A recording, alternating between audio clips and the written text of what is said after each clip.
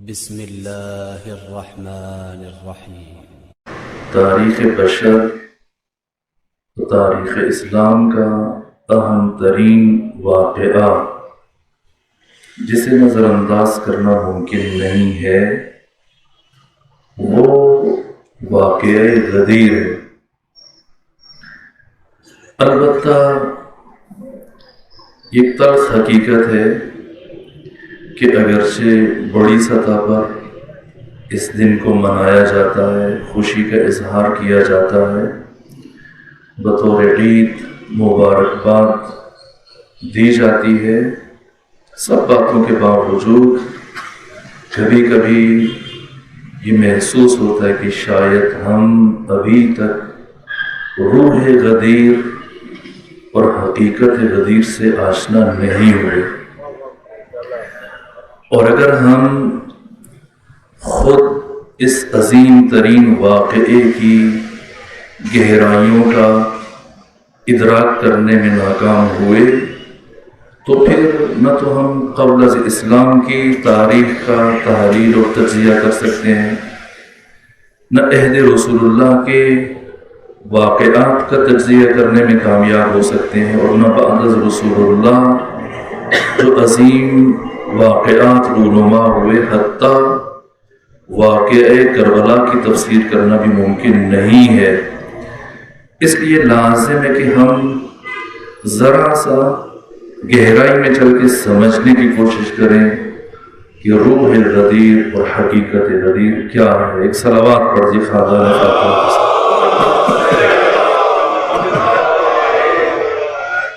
وجود مبارک پیغمبر گرامی اسلام کی زندگی کے آخری ایام ہیں،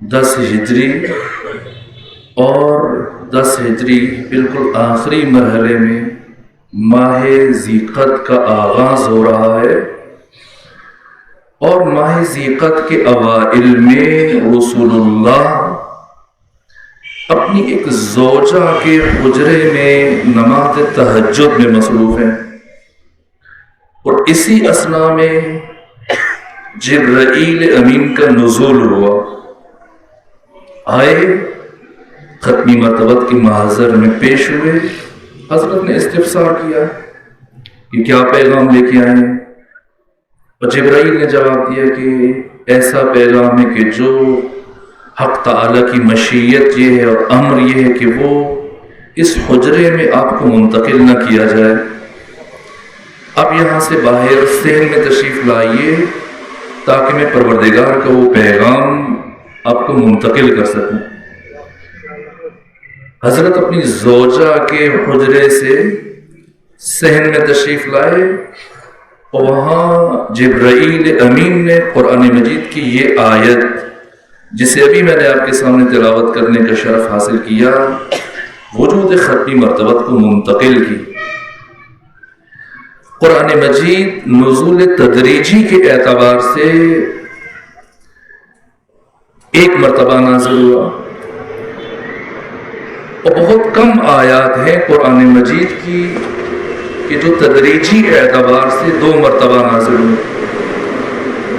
چند ایک آیتیں ہیں کہ جن میں سے ایک سورہ فاتحہ بھی ہے، اسی لیے اس کو سبع مثانی بھی کہا جاتا ہے، اور قرآن مجید کی تنہا ایک آیت ہے جو 3 مرتبہ نازل ہوئی، تو یہی آیت ہے جو پہلی مرتبہ ماہ ذیقعد کے اوائل میں قلب ختمی مرتبت پر جبرائیل امین کے توسط سے پہنچتی ہے۔ یا ایھا الرسول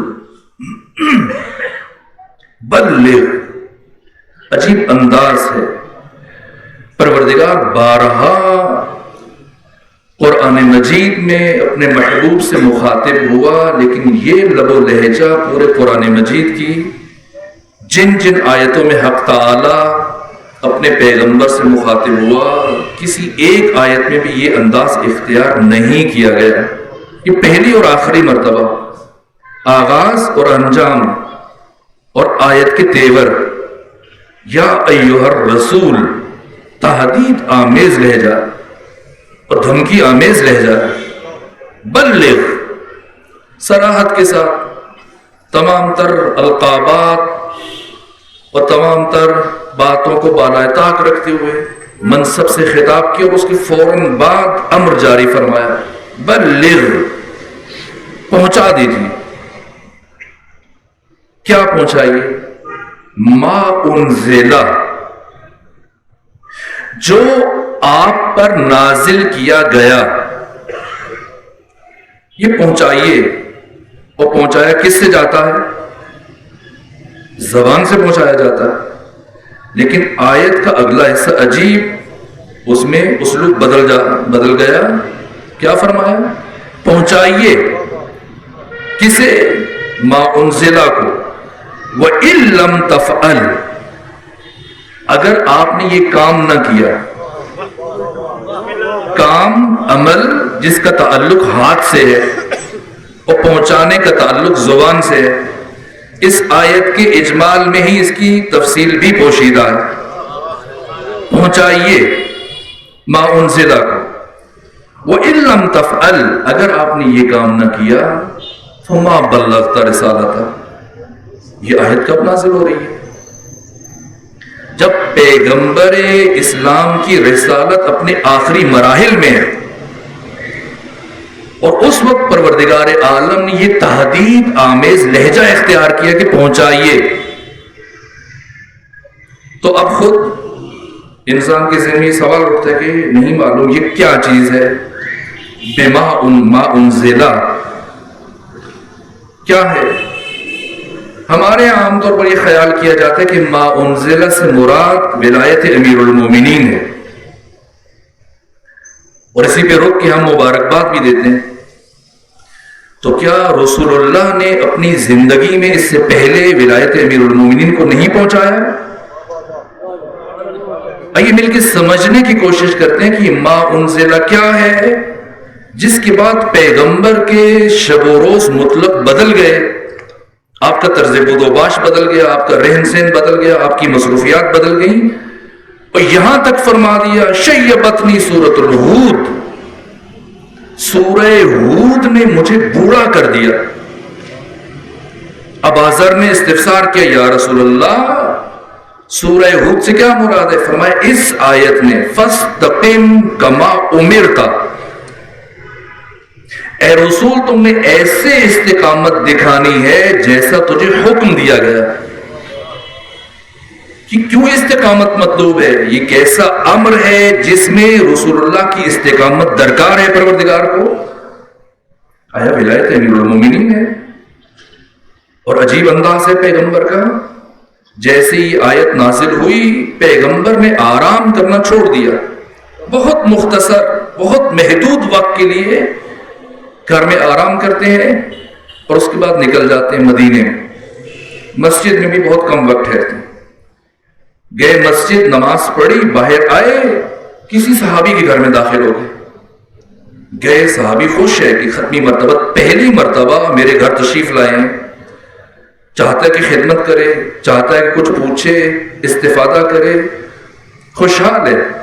لیکن پیغمبر فرماتے ہیں بس ایک بات سن لو اور میں جانا چاہوں گا۔ کیا؟ کہ میری زندگی کے کچھ دن باقی رہ گئے ہیں اور ابھی میں عازم حج ہوں، کچھ دنوں میں حج کے لیے روانہ ہونا چاہ رہا ہوں، تم پر واجب ہے کہ اس سفر میں میرے شریک بن جاؤ، اور اگر تم نہیں چلو گے تو جو میرے ساتھ نہیں جائے گا اس پر اللہ اور اس کے رسول کی لعنت ہوگی۔ اب صحابی کا اصرار ہے کہ بیٹھیے، لیکن ختمی مرتبہ اٹھتے ہیں فوراً سے اور پھر دوسرے صحابی گھر پہ دستک دیتے ہیں اور پہنچ جاتے ہیں، اور اس سے بھی بے نہیں وہی بات کہتے ہیں، یہاں تک کہ رسول اسلام نے علامہ امینی فرماتے ہیں کہ ان مختصر دنوں میں مدینے کا ایک بھی گھر نہیں چھوڑا جس میں تشریف نہ لے کے گئے ہوں۔ عمومی طور بھی دعوت دی جا سکتی تھی، لیکن نہ، ختمی مرتبت نے ایک ایک گھر میں جا کر فرد فرد کو دعوت دی، جس کا نتیجہ یہ ظاہر ہوا کہ جب ختمی مرتبت نے 25 ذیقعدہ بروز ہفتہ مدینہ کو چھوڑا تو پیغمبر کے ساتھ کم از کم 80,000 افراد موجود تھے، جن چند دنوں کی مسلسل تبلیغ کا نتیجہ تھا۔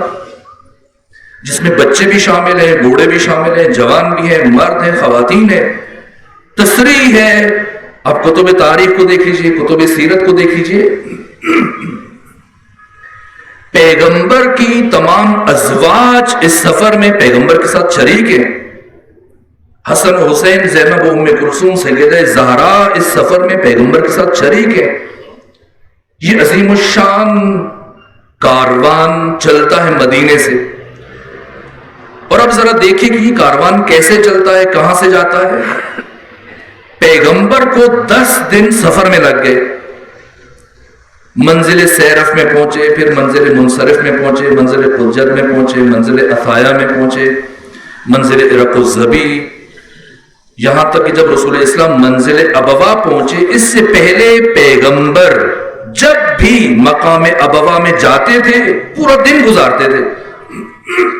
کیوں؟ یہاں پر پیغمبر اسلام کی والدہ معظمہ کا مرقد تھا، قبر تھی. بیٹھتے تھے، دعا کرتے تھے، زیارت کرتے تھے. لیکن پہلی مرتبہ پیغمبر گئے، چند لمحوں کے لیے اپنی ماں کی قبر کے پاس رکے اور اس کے بعد قریے میں داخل ہو گئے. وہی بات کہ جو پیہم مدینے کے اندر ایک ایک فرد کے گھر میں جا کے کہہ رہے تھے، اب راستے میں جو بھی قریہ آتا ہے صحابہ کو باہر روکتے ہیں اور خود قریے کے اندر داخل ہو جاتے ہیں، ایک ایک گھر میں جا کر وہی بات کہتے ہیں.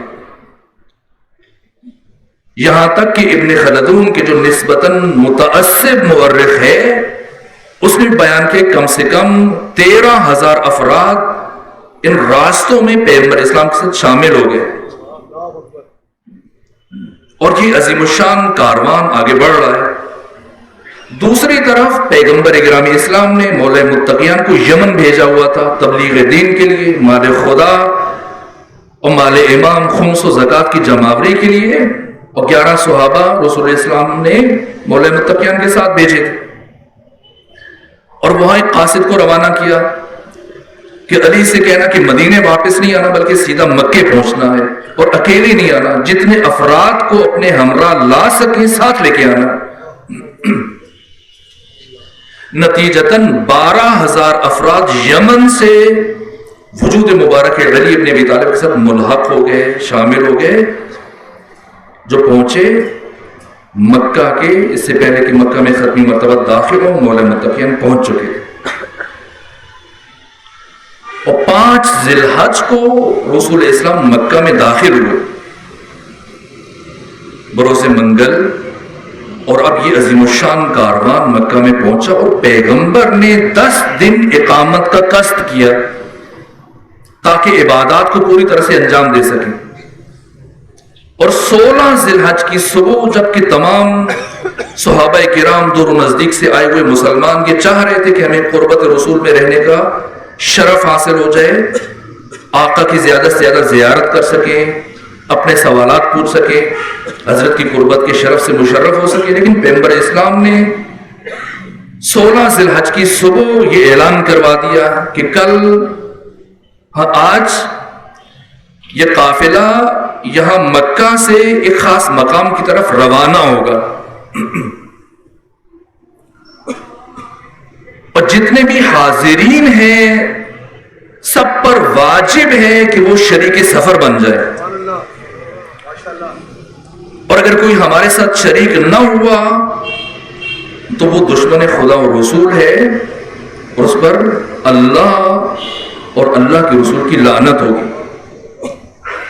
آخر کون سی بات ہے کہ جو خود مکہ میں نہیں کہی جا سکتی؟ کعبہ سے بہترین جگہ ہے کوئی جہاں سب جمع ہیں، حتیٰ جو مکہ کے رہنے والے ہیں، اب وہ کیوں جائیں پیغمبر کے ساتھ؟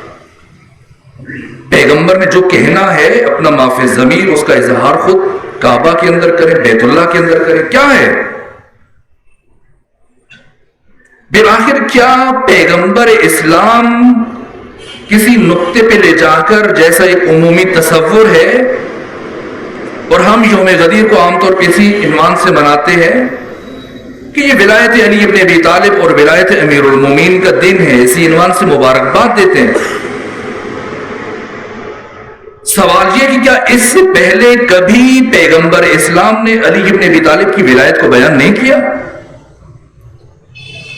یہاں تک کہ پہلا دن جہاں سے علنی طور پر اپنی دعوت کا اعلان کا آغاز کیا، دعوت ذو العشیرہ، کیا کیا؟ علی ابن ابی طالب کی ولایت کا اعلان نہیں کیا. میں یعذرنی فی ھذا الامر هو اخی و وصیی و خلیفتی. پہلے دن مولا الموحدین کی ولایت کا اعلان کر دیا. اور اس کے بعد آپ دیکھ لیں جو بھی دن گزر رہا ہے، ہر دن کبھی فرمایا کہ علی کو مجھ سے وہی نسبت ہے جو ہارون کو موسیٰ سے، فرق یہ ہے کہ میرے بعد کوئی نبی نہیں آئے. کبھی فرمایا کہ میں علم کا شہر ہوں، علی اس کا دروازہ ہے. کبھی فرمایا میں حکمت کا گھر ہوں، علی اس کا در ہے. یہ سب کیا ہے؟ یہ علی کی ولایت کا اعلان ہے، اظہار ہے.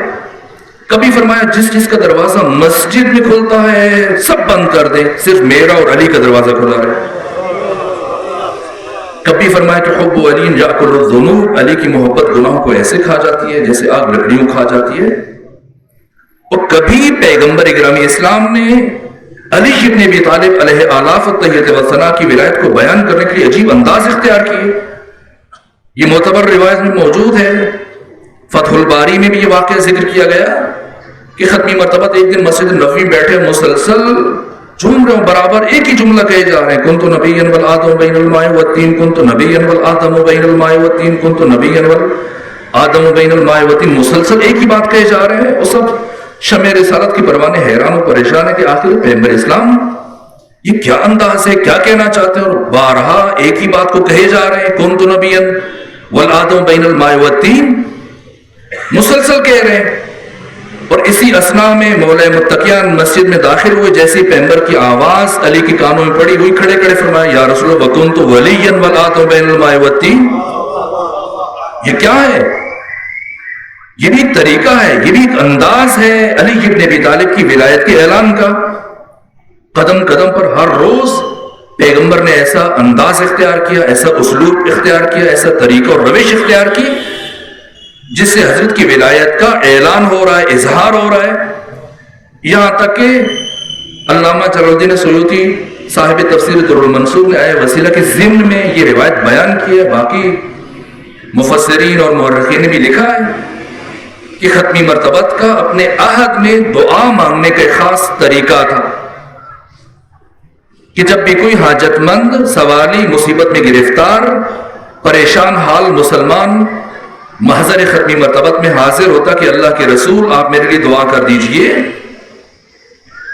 تو پیغمبر اسلام کے دعا کرنے کا خاص طریقہ تھا. کیا؟ اپنے ہاتھوں کو دعا کے لیے بلند کرتے اور یوں دعا کرتے، اللہم ارحم علی فلان بحق علی. اے خدا تجھے علی ابن ابی طالب کی عظمت اور فضیلت کا واسطہ تو اس شخص کی پریشانی کو دور فرما. نیچے خود مولانا نے لکھا، علامہ جلال الدین سیوطی نے، کہ اس زمانے میں کچھ لوگ ایسے تھے اور بہت سارے افراد ایسے کہ جنہیں یہ بات اچھی نہیں لگتی تھی کہ جو بھی آ جائے علی کا واسطہ. آخر ہم بھی موجود ہیں، ختمی مرتبت کو کبھی کبھی ہمارا بھی نام لے لینا چاہیے. اور عجیب یہ ہوا کہ ایک مرتبہ دو افراد محضر ختمی مرتبت میں بیٹھے ہیں اور اسی اسنا میں علی ابن ابی طالب داخل ہوئے بارگاہ رسالت میں اور آ کر سلام کیا. اور سلام کے بعد عرض کیا کہ یا رسول اللہ میں 2 دن سے علیل ہوں، آپ اللہ کے رسول ہیں، میرے حق میں دعا فرما دیجئے کہ اللہ مجھے شفا عطا فرمائے. جیسے علی ابن ابی طالب نے جملے کہے، وہ جو 2 بزرگ پیغمبر کے پہلو اور جوار میں تشریف فرما تھے، ایک نے دوسرے کو نہیں ماری، کہا بہت اچھا، پہلے تو جو بھی بیمار ہوتا تھا، مصیبت میں گرفتار ہوتا تھا، وہ پیغمبر سے دعا کا مطالبہ کرتا تھا تو پیغمبر علی کا واسطہ دیتے تھے. آج علی خود مشکل میں ہے، پریشان حال ہے، اور پیغمبر کے پاس یا تو بیٹھا ہے یا میں بیٹھا ہوں، اور علی پیغمبر سے دعا کی التماس کر رہے ہیں. تو اب پیغمبر یا تمہارا نام لیں گے یا میرا نام لیں گے. تو اب جیسے ہی ختمی مرتبت نے اپنے ہاتھوں کو دعا کے لیے بلند کیا، کیا فرمایا؟ اللہم ارحم علی علی بحق علی. اے خدا تجھے علی ابن ابی طالب کی عظمت و فضیلت کا واسطہ تو علی ابن ابی طالب کی بیماری کو دور فرما. بس اتنا سننا تھا. ان دونوں کے دلوں میں جو بغض تھا وہ زبان پر آ گیا. چیخ کر کہنے لگے یا رسول اللہ یہ کون سا انصاف ہے؟ کوئی اور بیمار ہو جائے تو بھی علی کا واسطہ، اور آج علی بیمار ہے تو بھی علی کا واسطہ. کوئی اور پریشان حال ہو تو بھی علی کا واسطہ، اور آج جب کہ خود علی پریشان ہے تو بھی علی کا واسطہ. تو صاحب خلق عظیم کے چہرے پر، رحمت للعالمین کے چہرے پر جلال کے آثار نمایاں ہوئے اور گرج کے فرمایا خاموش ہو جاؤ، تمہیں کیا پتا، میں تو جب اپنے لیے دعا مانگتا ہوں تو بھی علی کا واسطہ دیتا ہوں. یہ کیا ہے؟ یہ علی ابن ابی طالب کی ولایت کی ایک انداز ہے، طریقہ ہے. پیغمبر گرامی اسلام نے زندگی میں پیغام مسلسل سب سے زیادہ اگر کسی چیز کو بیان کیا ہے اپنی زندگی میں، اپنی رسالت میں، تو ولایت علی ابن ابی طالب ہے. کبھی کسی انداز میں، کبھی دوسرے انداز میں، تاکہ اگر میری ایک حدیث امت کو نہ سمجھ میں آئے تو دوسری آ جائے. میرا ایک انداز اگر مسلمانوں کو سمجھ میں نہ آئے تو دوسرا آ جائے. اور کبھی کبھی جب انسان اس تناظر میں پیغمبر اسلام کی سیرت کا مطالعہ کرتا ہے تو اسے یوں لگنے لگ جاتا ہے کہ پیغمبر آئے ہی علی ابن ابی طالب کی ولایت کا اعلان کرنے کے لیے. کون سا موقع جانے دیا، کون سا دن جانے دیا، جب بھی موقع ملا مسلسل عجیب انداز اختیار کرتے تھے. ایک دن مسجد میں حق کے اوپر گفتگو کر رہے تھے، اور گفتگو کرنے کے بعد نماز پڑھنے کے بعد جیسے مسجد سے باہر آئے تو ایک صحابی ہے عبداللہ ابن مسعود، کہا یا رسول اللہ آرن الحق، اے اللہ کے رسول آج آپ مجھے حق دکھا دیجئے. گائے ہوتا ہے ایسے کہ انسان بات کسی سے کرتا ہے اور بات کے دوران کسی دوسرے کے چہرے پر نگاہ پڑ جاتی ہے. پیغمبر سے کہا مجھے حق دکھا دیں، اور ساتھ علی کھڑے تھے اور اس کی نگاہ پڑ گئی علی پر، اور پیغمبر نے عجیب جملہ فرمایا، کہا عبداللہ تم بہت عجیب ہو، دیکھتے بھی ہو پوچھتے بھی ہو کہ حق دکھا دیں. یہ کیا انداز ہے؟ سب سے زیادہ اپنی زندگی میں جس حقیقت کو ختمی مرتبت نے ابلاغ کیا وہ ولایت علی ابن ابی طالب ہے. لیکن اب کیا ہے کہ پوری زندگی جس کام کو کرتے رہے اب خدا کہہ رہا ہے کہ اسے پہنچائیے. اگر نہ پہنچایا تو پیغمبر اسلام پلٹ کے یہ کہہ سکتے تھے کہ میں تو پہنچا چکا، مگر کیا کمی چھوڑی ہے؟ نہیں فرمایا. کیوں؟ اس لیے کہ ما انزلہ سے مراد کچھ اور ہے. کیوں؟ خود پروردگار فرماتے فلا تخشوہم وخشون، خبردار ان سے نہ ڈرنا، مجھ سے ڈرنا. واللہ یعصمک من الناس، اللہ آپ کو لوگوں کے شر سے بچائے گا. لوگوں کا شر کیوں اٹھ رہا ہے ولایت علی ابن ابی طالب پر؟ تو پہلے کیوں نہیں اٹھا؟ کب بیان نہیں کیا؟ لیکن اس سے پہلے کیوں شر نہیں اٹھ رہا؟ اور جیسی پیغمبر نے اعلان کیا فوراً سے کچھ آیات نازل ہوئی. کیا؟ الیوم اکملت لکم دینکم، آج کے دن میں نے تمہارے لیے تمہارا دین مکمل کر دیا. وَأَتْمَمْتُ عَلَيْكُمْ نِعْمَتِي، اور میں نے تمہارے لیے اپنی نعمت کو، دین تمہارا نعمت میری، تمام کر دیا. اور کیا فرمایا؟ الْيَوْمَ يَئِسَ الَّذِينَ كَفَرُوا، آج کے دن کافر مایوس ہو گیا. کیوں کافر مایوس ہوا؟ کیا کافر ولایت علی ابن ابی طالب کے اعلان سے مایوس ہوا تو اسے دعوت ذوالعشیرہ میں مایوس ہو جانا چاہیے تھا، یا اس سے بعد میں کسی مرحلے پر؟ نہ. آئیے سوچتے ہیں کہ میدان خم غدیر، آج تمہیدی گفتگو، بس یہی چند باتیں آپ تک عرض کر کے آپ کی زحمت کو تمام کر دیا جائے. کیا ہوا غدیر میں جس سے نعمت تمام ہو گئی، جس سے دین مکمل ہو گیا، جس سے اللہ راضی ہو گیا، جس سے کافر مایوس ہو گیا؟ اب پیغمبر اسلام چلتے ہیں 16 ذی الحج کو مکہ سے، اور اعلان فرما دیا کہ جو بھی یہاں پر حاضر ہے سب پر واجب ہے کہ وہ میرے ساتھ اس سفر میں شریک ہو جائے.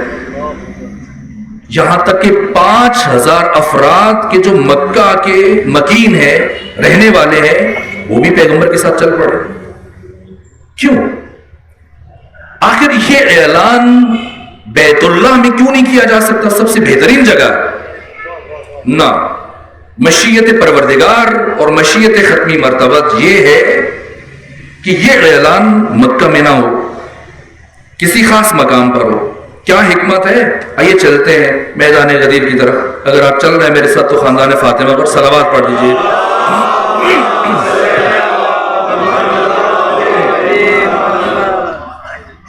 اور یہ عظیم الشان کاروان پہنچتا ہے میدان خم غدیر میں 18 ذی الحج کی ظہر میں. اور جیسے یہ کاروان پہنچا، پیغمبر اسلام نے اعلان فرمایا کہ خاردار جھاڑیوں کو تلف کیا جائے، بیٹھنے کا انتظام کیا جائے. سب حیران و سرگردان ہیں. یہ تو کافروں کے الگ ہونے کی جگہ ہے. آج سے پہلے کبھی کسی قافلے نے یہاں پر پڑاؤ نہیں ڈالا. اس میں کوئی درخت ہے، نہ پانی کا انتظام ہے. کیوں چنا رسول اسلام نے اس جگہ کو؟ عجیب جگہ ہے. لیکن پیغمبر اسلام نے فرمایا کہ بس یہیں سواریوں کو روک دیا جائے، زمین کو مسطح کیا جائے، خاردار جھاڑیوں کو تلف کیا جائے. اور سب بیٹھ گئے. اور بعض افراد کا تجسس مسلسل بڑھ رہا ہے کہ آخر کیا راز ہے، کون سی بات ہے جو پیغمبر آج کہنا چاہتے ہیں. کیوں اس جگہ کا انتخاب کیا جہاں نہ سایہ ہے، نہ پانی کا انتظام ہے، چلچلاتی دھوپ اور نیچے گرم ریت ہے. اور تجسس جیسی بڑھا، آئے پیغمبر کے سامنے کہا یا رسول اللہ کب اعلان فرمائیں گے؟ کہا اعلان کے لیے ممبر چاہیے.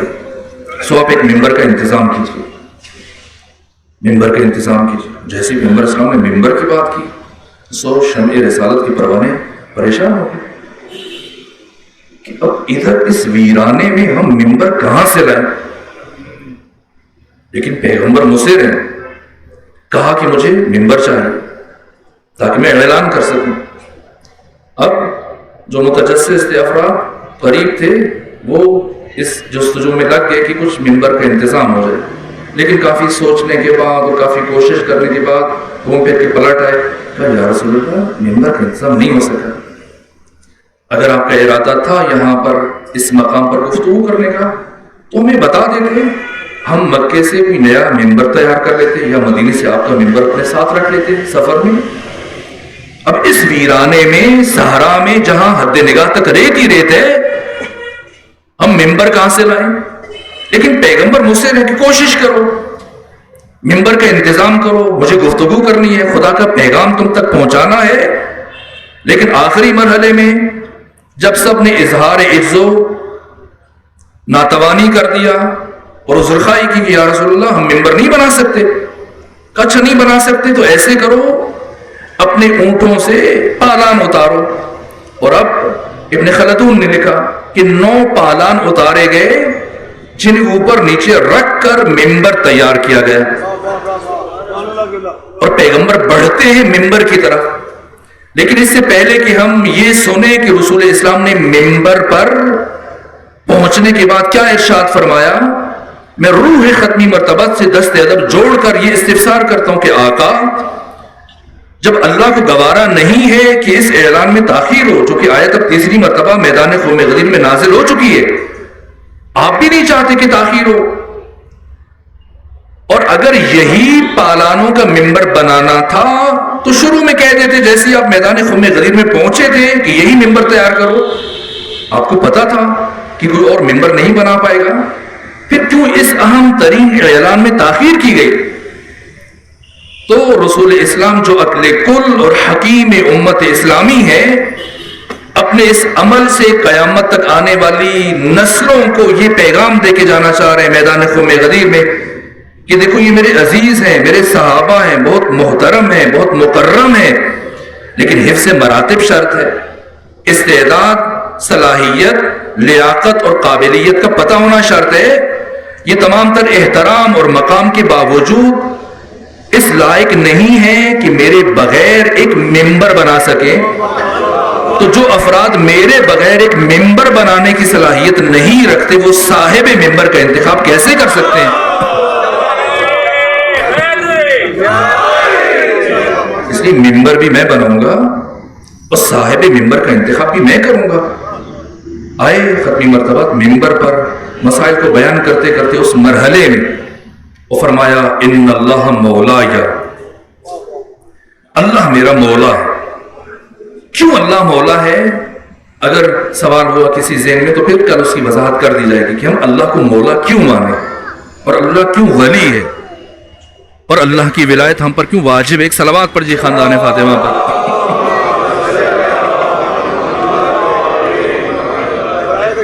محمد والے محمد برانتر صلوات۔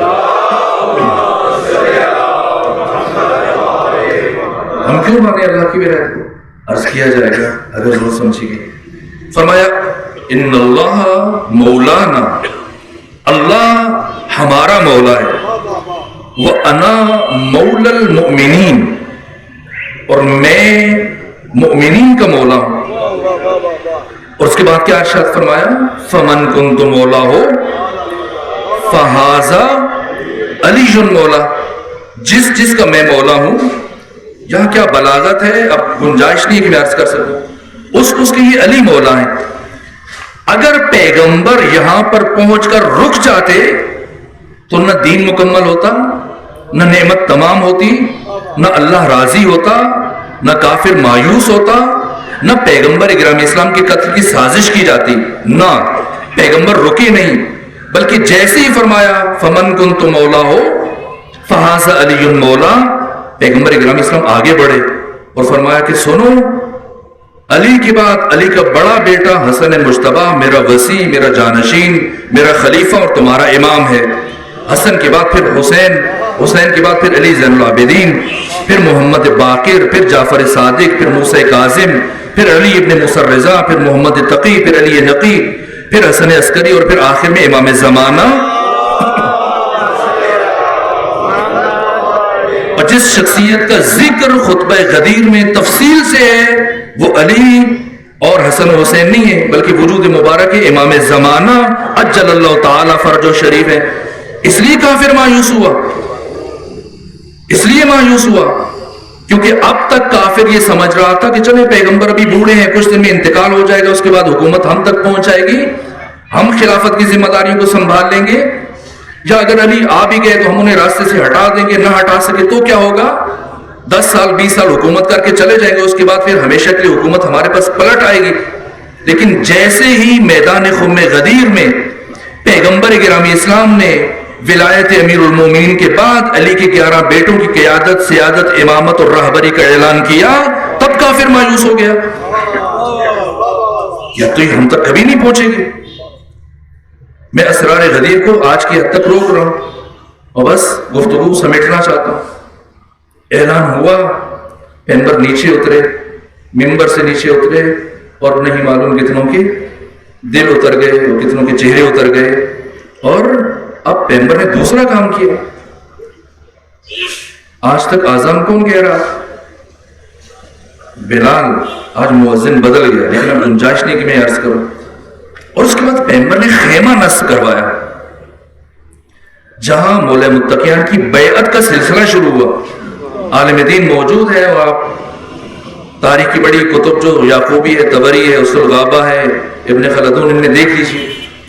خیمہ نصب ہونے کے بعد مولا متقیان کے ہاتھ پر علی اور علی کے 11 بیٹوں کی ولایت اور خلافت پر بیعت کی گئی، اور سب سے پہلے جس ہستی نے بیعت کی ہے علی کے ہاتھ پر، وہ کوئی صحابی نہیں تھا، خود رسول اسلام صلی اللہ علیہ وآلہ وسلم تھے، خود بیعت کی سب سے پہلے علی کی، اور علی کی 11 بیٹوں کی ولایت کی۔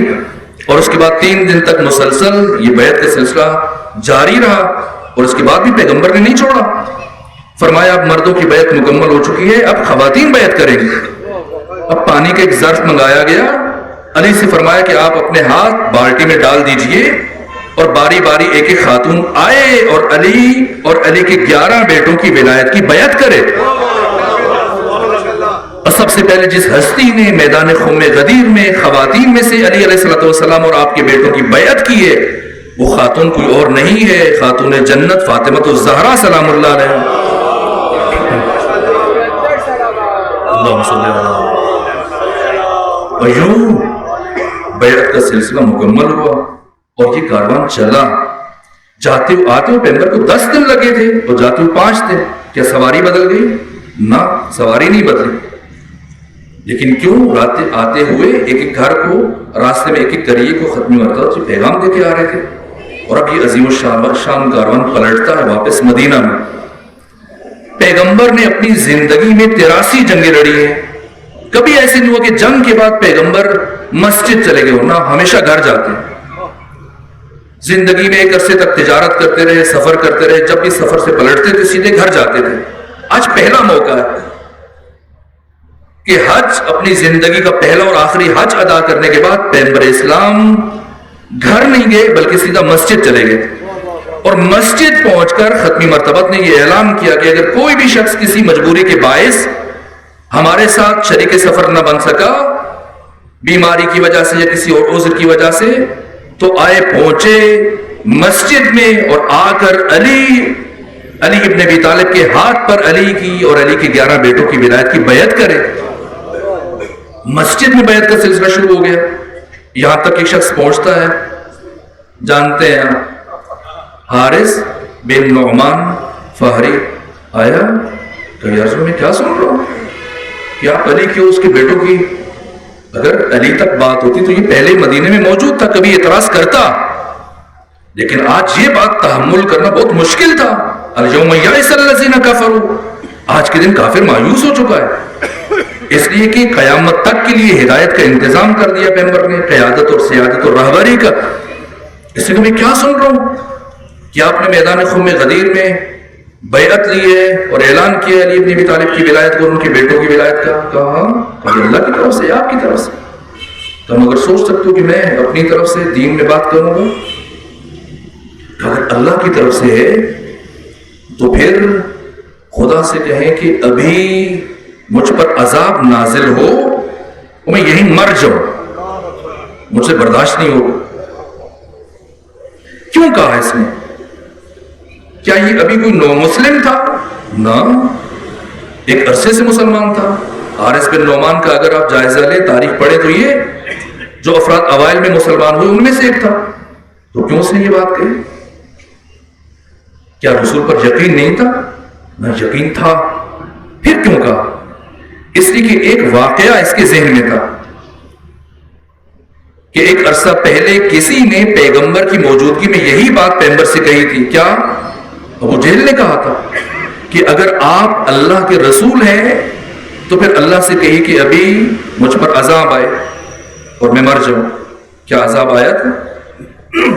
نہیں آیا تھا، بلکہ آیت آئی کہ اللہ عذاب نازل نہیں کرے گا جب تک آپ ان کے درمیان موجود ہیں.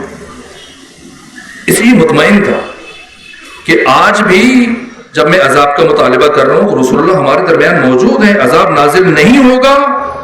اور مجھے یہ کہنے کا موقع مل جائے گا کہ علی ابن ابی طالب اور اس کی اولاد کی ولایت کا اعلان اللہ کی طرف سے نہیں تھا.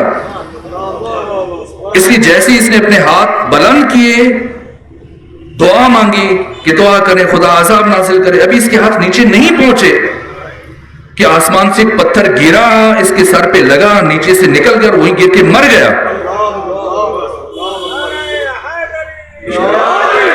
مر گیا. اور سیدہ زہرا نے ایک جملہ ارشاد فرمایا کہ علی یہ آپ کا پہلا دشمن نہیں، آپ کی دشمنی کا آغاز یہاں سے شروع ہو رہا ہے. سوال یہ کہ پتھر ہی کیوں آیا آسمان سے؟ اس نے عذاب کی خواہش کی تو عذاب لوہے کی شکل میں بھی آ سکتا تھا اور آگ بھی تو آ سکتی تھی آسمان سے، لیکن پتھر ہی کیوں آیا؟ اس لیے کہ پروردگار کے یہاں سنخیت پائی جاتی ہے. یہ کس کا دشمن تھا؟ مولود کعبہ کا، علی کا، اور علی ہے مولود کعبہ.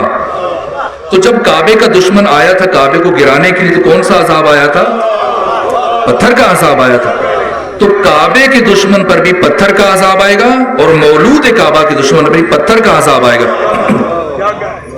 جیسے ہی گرا پیغمبر اسلام نے علی ابن ابی طالب کے چہرے کی طرف دیکھا، فرمایا یا علی یاد رکھیے گا لا يحبك الا طاهر الولادہ ولا يبغضك الا خبيث الولادہ. اے علی آپ سے محبت صرف وہی رکھے گا جس کی ولادت میں طہارت ہوگی، اور آپ سے نفرت صرف وہی رکھے گا کہ جس کی ولادت میں نجاست ہوگی. اس لیے چھٹے امام نے فرمایا کہ من وجد فی قلبہ محبتنا فلیشکر امہ. جو شخص اپنے سینے میں ہم اہل بیت کی محبت کو محسوس کرے تو اسے چاہیے کہ اپنی پاک تینت ماں کا شکریہ ادا کرے. صحابی نے پوچھا کہ اگر ماں کا انتقال ہو جائے تو پھر کیا کرے؟ فرمایا اس کی قبر پہ چلا جائے, جا کے فاتحہ پڑھے اور اس کے بعد کہے ماں میں تیرا ممنون احسان ہوں کہ تو نے میرے باپ کی امانت میں خیانت نہیں کی. بس آخری جملہ عرض کرتا ہوں اور بات سمیٹ لیتا ہوں. شکریہ ادا کرنے. آج اگر مجلس کے بعد پلٹ کے جائیں اور ماں زندہ ہے قدموں پہ ہاتھ رکھ کے شکریہ ادا کرنا کہ جس کی زحمتوں کی بدولت یہ نور ولایت معصومین ہم تک پہنچا. دنیا کے جتنے بھی علوم ہیں, فلسفہ, منطق, صرف, نحو, کلام, الجبرا, ہندسہ, جیومیٹری, ان تمام علوم کا تعلق ہمارے دماغ سے ہے. یہ عرفان دماغ سے وابستہ ہے. ایک ڈاکٹر ہے اس کا سارا علم اس کے دماغ میں, ایک انجینئر ہے اس کا سارا علم اس کے دماغ میں ہے, ایک پروفیسر ہے اس کا سارا علم اس کے دماغ میں ہے. ایک ڈاکٹر ہے اگر آپ اس کا ہاتھ کاٹ دیں تب بھی وہ علم باقی رہے گا, اگر آپ اس کی آنکھیں نکال دیں تب بھی وہ علم باقی رہے گا. کسی کو وہ علم اس کے ہاتھ میں نہیں ہے, اس کے چہرے میں نہیں ہے, اس کے کپڑوں میں نہیں ہے, اس کے کلینک میں نہیں ہے. لیکن ایک ڈاکٹر صحیح سالم ہے, اس کے ہاتھ بھی صحیح ہے, اس کا چہرہ بھی صحیح ہے, اس کے کپڑے بھی صحیح ہیں, لیکن دیگر ڈاکٹرز اگر یہ ڈکلیئر کر دیں کہ اس کا دماغ خراب ہو چکا ہے تو پھر کوئی اس کے پاس دوا لینے کے لیے نہیں جائے گا. ارے بھائی کس کے پاس جا رہے ہو؟ ڈاکٹر تو پاگل ہے کہ الٹی دوا نہ دے دے, آنکھ کی دوا مانگنے اور کان کی دوا دے دے تو کہیں ایسا مسئلہ نہ ہو جائے تو سارا اعتبار علم ختم ہو گیا. اس لیے کہ سارا علم دماغ میں تھا, دماغ پر اگر اثر آ گیا علم بھی گیا, ڈگری بھی گئی. بڑے سے بڑا ڈاکٹر ہو, بڑے سے بڑا انجینئر ہو, دماغ پر اگر اثر آ گیا, گھر والے اپنے گھر میں نہیں رکھتے, معاشرے والے معاشرے بھی نہیں رکھتے, محلے والے محلے میں نہیں رکھتے. کیوں؟ اس کا بھی قصور نہیں ہے. پروفیسروں نے, ڈاکٹروں نے, لیکچرروں نے دماغ سے دماغ میں علم منتقل کر دیا. لیکن ہمارا بچہ جب پیدا ہوتا ہے, دیکھیے ہماری درسگاہ, ادھر ہمارا بچہ پیدا ہوا, ادھر ہمارے ماں باپ نے کہا جلدی سے مولانا کو بلائیے. مولانا کو بلایا گیا, دائیں کان میں آذان کہی گئی, بائیں کان میں اقامت کہی گئی, اشہد اللہ الہ الا اللہ کہا گیا, اشہد ان محمد رسول اللہ کہا گیا, اشہد ان علی ولی اللہ کہا گیا. اب فوراً ہی ماں نے اپنے بچے کو دودھ پلانا شروع کیا, یا بسم اللہ کہا یا علی مدد کہا. بچہ اٹھنے لگا, ماں نے یا علی مدد کہا. بچہ چلنے لگا, ماں نے یا علی مدد کہا. بچہ گرنے لگا, ماں نے یا علی مدد کہا. بچہ لڑکھڑایا, ماں نے یا علی مدد کہا. قدم قدم پر علی کا نام, علی کی محبت, علی کی ولایت, علی کی معرفت ماں نے اپنے دودھ کی 32 دھاروں کے ذریعے سے ہمارے دماغ میں منتقل نہیں کی, ہمارے دل میں منتقل کر دی. سارا علم ہمارے دماغ میں ہوتا ہے لیکن یہ معرفت ہمارے دل میں ہوتی ہے. یہ کسی مدرسے سے نہیں ملتی, یہ ماں کے مدرسے سے میسر آتی ہے. یہ دودھ خون بنتا ہے, خون جزو بدن بنتا ہے. اس خون کو دل پمپ کرتا ہے, دل دھڑکتا ہے تو یا علی کہہ کے دھڑکتا ہے, اس لیے کہ ماں نے دل دھڑکنا یا علی کہہ کے ہی تو سکھایا ہے. یہی تو وجہ ہے. ڈاکٹر پاگل ہو جائے پاگل خانے بھیج دو, لیکن علی کا چاہنے والا اگر پاگل بھی ہو جائے خدا نہ خواستہ تو وہ سب کچھ بھول جائے گا. گلیوں میں یا علی کہنا کبھی نہیں بھولے گا. شکریہ ادا کرنا ہے اس ماں کا جس کے وجود سے یہ نعمت ولایت ہم تک پہنچی ہے, اور ان ہستیوں کا, اور اس شخصیت کا جس نے اپنے عصر میں اپنے دور کے ولی خدا کا تعارف کروایا, امام وقت کا تعارف فرمایا. شب شہادت امام علی زین العابدین ہے. بس چند جملے عرض کروں, میں نے آپ کو بہت زحمت دے دی. علی ابن ابی طالب اور دیگر ائمہ کی ولایت کا اعلان کیا رسول اسلام نے میدان خون غدیر میں, پالانوں کے منبر پر. لیکن واللہ یعصمک من الناس کی ضمانت جاری ہونے کے بعد, اس لیے بعد میں پیغمبر اسلام کے قتل کی سازش کی گئی جب واپس پلٹ کے جا رہے تھے, لیکن اللہ نے اپنا وعدہ پورا کیا اور پیغمبر اسلام کو معصوم رکھا, محفوظ رکھا, دشمن کے شر سے بچایا. لیکن ایک اور شخصیت ہے کہ جس کی ولایت اور امامت کا اعلان بہت عجیب انداز سے کیا گیا. شہادت حسین کے بعد اب اپنے عصر کے انسان کامل ولی خدا امام وقت علی زین العابدین کی امامت کا اعلان کرنا کون کرے؟ وہ سر تو نیزے میں بلند ہو چکا ہے. ہاں وہ کہ جو شریکت الحسین ہے، وہ جو ثانی زہرا ہے، وہ جو عصمت صغرا ہے، عقیلہ بنی ہاشم، عالم غیر معلمہ، جلتے خیموں میں اندر جاتی ہیں اور جا کر امام وقت علی زین العابدین سے سوال کرتی ہیں کہ فرمائیے اب کیا کریں، جل کے مر جائیں یا خیموں سے باہر نکل جائیں؟ یہ زینب کون ہے جن کے لیے خود علی زین العابدین فرماتے ہیں کہ میری پھوپھی زینب عالم غیر معلمہ ہے، کہ جن کا خدا کے علاوہ کوئی دوسرا استاد نہیں ہے. تو کیا ایسی بیوی یہ معمولی مسئلہ نہیں جانتی تھی؟ جانتی تھی. تو پھر کیوں پوچھا؟ یہ پوچھ کے بتا رہی کہ اب امام وقت علی زین العابدین ہے، اس لیے پوچھ کے بتا رہی ہیں، بشریت کو پیغام دے رہی ہیں. پیغمبر اسلام نے اپنی زندگی میں علی کی ولایت کا اعلان دو طرح سے کیا. زندگی بھر زبان سے کرتے رہے اور میدان خم غدیر میں عمل سے ہاتھ بلند کر کے علی کی ولایت کا اعلان کیا. اور زینب بنت علی نے بھی دونوں طرح سے اپنے عصر کے ولی خدا کی ولایت اور امامت کا اعلان کیا. پہلے مسئلہ پوچھ کے زبانی اعلان کیا اور پھر جلتے ہوئے خیموں میں 58 برس کی یہ ضعیفہ اپنے 22 برس کے جوان کو کندھوں پہ اٹھا کر کس طرح سے ولایت کا اعلان کیا. کیا دیکھا سید سجاد نے؟ برابر مرثیہ پڑھنے والے یہ پڑھ رہے تھے کہ آقا زندگی بھر خون کے آنسو بہاتے رہے. کیا دیکھا؟ کیا یہ مجاز ہے؟ ایک عالم پاکستان سے آیت اللہ موصل حکیم کے پاس گئے، نجف میں شاگرد تھے ان کے، اور یہاں سے پلٹ کے جب گئے کہا کیا یہ روایت معتبر ہے کہ سید سجاد خون کے آنسو بہاتے تھے؟ علامہ نے جواب نہیں دیا آیت اللہ موصل حکیم نے، بلکہ وہ سفید رومال کو جو ان کی گود میں پڑا تھا اٹھایا اور اپنی آنکھوں پہ رکھ دیا. اور کچھ وقت گزرنے کے بعد جب وہ رومال دوبارہ اپنے زانوں پہ رکھا تو آپ کے عزیزوں نے اور شاگردوں نے دیکھا کہ اس رومال کے اوپر 2 خون کے دھبے لگے ہوئے تھے. یعنی 1400 سال گزرنے کے بعد اگر کوئی نائب امام ان مصائب کا تصور کرتا ہے تو اس کی آنکھوں سے بھی خون جاری ہو جاتا ہے. تو وہ کہ جو ان سارے مصائب کو اپنی نگاہوں سے دیکھ رہے تھے، کیا کیا دیکھا؟ 11 محرم الحرام کو یہ قافلہ اسیروں کا جب چلا کربلا سے کوفہ اور کوفہ سے شام کی طرف، تو راستے میں کسی صحابی رسول نے بارگاہ سید سجاد میں آ کر سلام کیا، السلام علیکم یا ابن رسول اللہ. جب کربلا سے لے کے شام تک کے راستے میں پہلی مرتبہ امام مظلوم نے، عابد بیمار نے کسی کو سلام کرتے ہوئے سنا تو ہتھکڑی بھرے ہاتھوں سے توق بھری گردن اٹھا کر کہا کہ کون ہے ہمیں اس مظلومیت کے عالم میں سلام کے قابل سمجھنے والا؟ اس بوڑھے صحابی رسول نے کہا آقا پہچانا نہیں؟ میں آپ کے جد کا صحابی ہوں، زید ابن ارقم. میں مدینے جا رہا تھا زیارت رسول کے، جو راستے میں اس قیامت کی اطلاع ملی. کہا میرے جد کی زیارت کے لیے جاؤ گے؟ کہا آپ کے جد کی زیارت کے لیے جاؤں گا، کوئی پیغام ہو اپنے نانا کے لیے تو بتا دیجیے.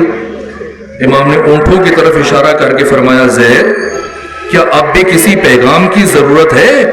ارے جا کے رسول خدا کو بتا دینا کہ تمہاری بیٹیوں کو سر برہنہ کھلے سر درباروں اور بازاروں میں چھوڑ آیا ہوں. بس ایک جملہ اور عرض کروں.